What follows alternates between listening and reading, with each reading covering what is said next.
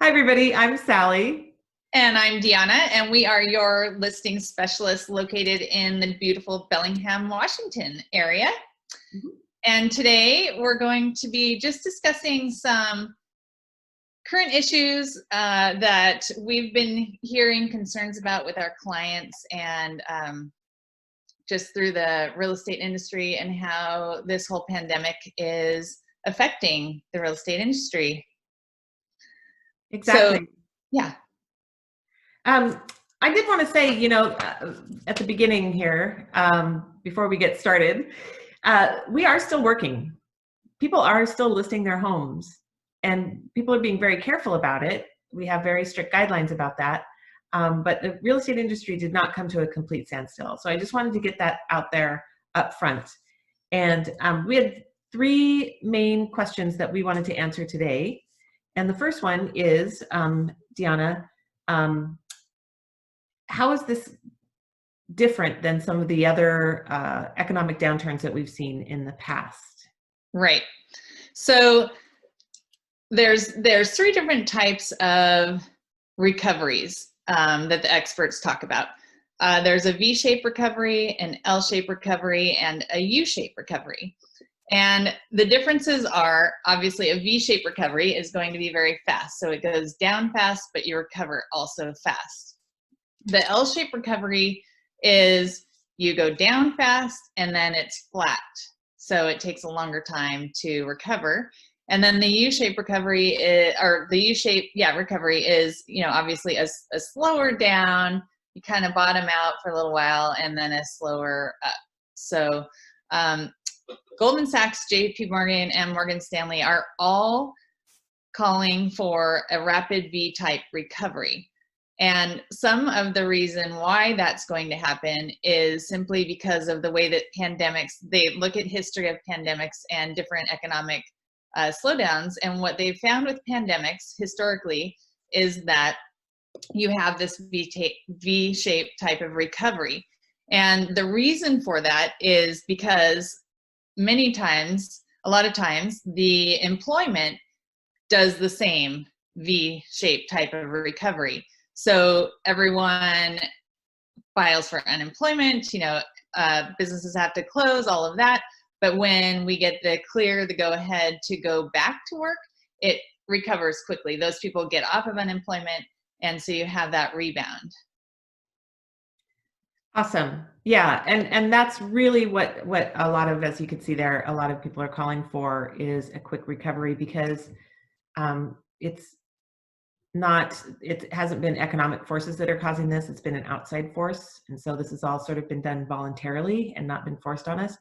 You know what I loved? I loved the analogy of the 2008 downturn, recession was like a tornado that tore down through a city and tore down all the buildings, and it took forever to build those buildings back up.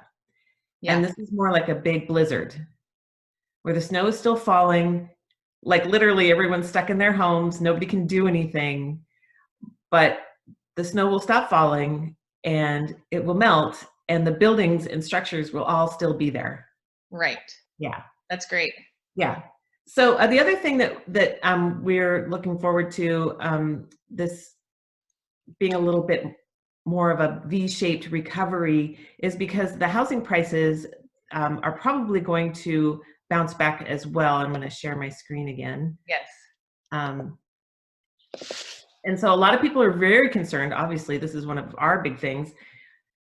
Is my home going to lose value? If I wait to sell my home, since obviously this is going to be a very tricky thing to do right now, am I going to be losing value? So we want to put your mind at ease a little bit about that. So a historical analysis shows that pandemics are usually V-shaped, and they provide little damage to home prices. And some very cutting edge search engines analysis by this John Burns Consulting showed that the current slowdown is playing out similarly thus far. Okay, so that's from the John Burns Consulting. And then Ivy Zellman, the Z Report, who also tracks real estate trends, supported by our analysis of home price dynamics through cycles of and other periods of economic and housing disruption, we expect home price appreciation to decelerate from the current levels in 2020. So they're going to not go up as fast, it's just going to decelerate. They'll easily remain in positive territory for over a year given the beneficial factors of low record inventories and historically low interest rate environment. So what that means, essentially, is that they don't believe, the powers that be that analyze these things, don't believe that our home prices are going to go down. And this is, of course, analysis of the whole nation. But what they thought for 2020, predicted. Thank you. They predicted that home prices in 2020 would go up about 4.7%. Even just a month ago, you know, analysts, there we go. Analysts were really positive about the housing market. But of course, we've made a quick adjustment. But the quick adjustment is just to 3%. So they still believe that there will be an appreciation in home prices across the board of 3% for 2020. That's great news. Yes. And then in 2021, they forecasted an appreciation of 3.8%. And now they're actually forecasting a higher appreciation of 4.2% because people are going to be making up for lost time. There'll be pent-up buyers, there'll be pent-up sellers, there'll be a very active and vital market in 2021. So yeah, and just a little bit more about that, months of inventory for home sales. This just goes back to what Deanna was talking about with the difference between what happened in 2008 and what's happening now. In 2008, it was an intense buyer's market. With more than 7 months of inventory. We've talked about that a little bit before. And then after the 2008 crash, things kind of went haywire for a little bit. And so we had way too many homes on the market. People had very little equity in those homes. They had very little buying power after they sold those homes. And so it really caused a big disruption. What we have now is a real seller's market. We have very few homes on the market. We have a lot of appreciation in those homes. We have a lot of equity built up in those homes. What did you say it was, Deanna? Somewhere around 40% equity. Yeah, or probably higher in our area. Yeah. Yeah. Yeah, so people have a lot of equity in their homes. They're not using them as cash machines. They've been hanging on to them a little bit longer. And so we really are set up to come out of this with a good, healthy, balanced real estate market. Right. And the other thing is what you see after sort of disastrous or like, you know, emotional events like this in history is people do tend to move a lot after. So people are moving for all different reasons, emotionally triggered reasons. So moving closer to family, moving out of cities, moving to, you know, different areas of the city that they currently live in, things that, you know, come to light that are important to you during these, you know, situations.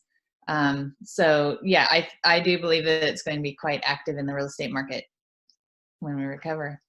Yeah, that's interesting that you point that out because that is a conversation we're having with a lot of people right now, isn't it? People are really taking stock in where they want to be. Yeah, yeah. And if their home is really where they want to be because they're spending so much time in it, and it's either points out all the things you love about your home and or all the things you just can't take anymore. Yeah, exactly. Yeah.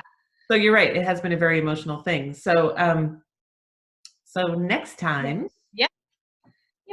Yeah. Sally and I are definitely, you know, we're still here working. We're working for you. We're keeping our pulse on the ever-changing daily changes in the market, daily changes in, you know, how that affects you guys in the real estate market. And so, yeah, as Sally said, send us your questions and we'll just continue bringing you knowledge and information. Yes. And until then, stay safe, stay home, and we'll see you soon.